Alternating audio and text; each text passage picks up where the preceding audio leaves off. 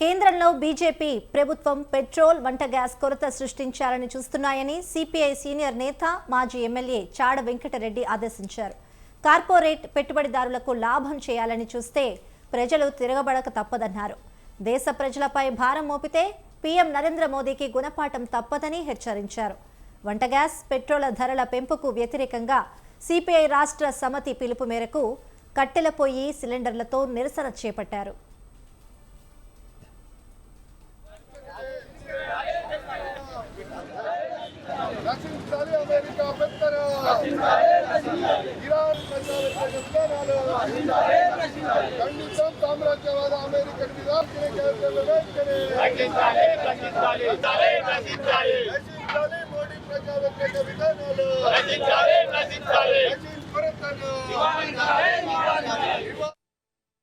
ఇంకా ఆయిల్ నిక్షేపాల మీద కూడా దాడులు జరుగుతూ ఉన్నాయి. మరింత ఆయిల్ సంక్షోభం ఏర్పడే పరిస్థితి కనపడతా ఉంది. ఇంకోవైపున మానవాళి కూడా భవిష్యత్తు ఏమిటి అనేటువంటి పరిస్థితి, తలదాచుకునేటువంటి పరిస్థితి, దాని దుస్థితి ఏర్పడ్డది. ట్రంప్ రెండవసారి అంటే ఆయన అధ్యక్షుడు అయిన తర్వాత ప్రకంపనలు సృష్టిస్తూ ఉన్నాడు. మొత్తం ఎక్కడికక్కడికి మరి నరరూప రాక్షసులాగా వివరిస్తూ ఉన్నాడు. కలియుగ రావణాసురుడాగా వివరిస్తూ ఉన్నాడు. అందుకనే యుద్ధం వద్దు, ప్రపంచానికి ముద్దు. అందుకనే కమ్యూనిస్ట్ పార్టీ, ప్రజాస్వామ్యవాదులందరూ కూడా ఏకం కావాలా. ట్రంప్ పైన యుద్ధం చేయడానికి ఆనాడు హిట్లర్ అయితే ప్రపంచాన్ని జయిస్తా, నేనే ఏకైక వ్యక్తిని, ప్రపంచంలో నాదే పెత్తాను నేనే అనేటువంటి దానిలో హామం వ్యక్తం చేస్తున్నాడు. ఆయన మంట కలిసిపోయాడు. ట్రంప్ నువ్వు కూడా మంట కలిసిపో తప్పదని చెప్పి హెచ్చరిస్తా ఉన్నాం. అయితే ఇక్కడ నరేంద్ర మోడీ మౌన పాత్ర వహిస్తూ ఉన్నాడు, మౌన మూల్యంగా వేస్తూ ఉన్నాడు.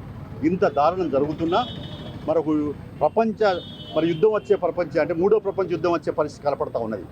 కానీ ఇలాంటి దశలో పెద్ద దేశమైన భారతదేశం అలీన విదేశాంగ దేశం అలీన విదేశాంగ విధానాన్ని అవలంబించే బదులుగా మౌన పాత్ర వహించడం అనేది దుర్మార్గం.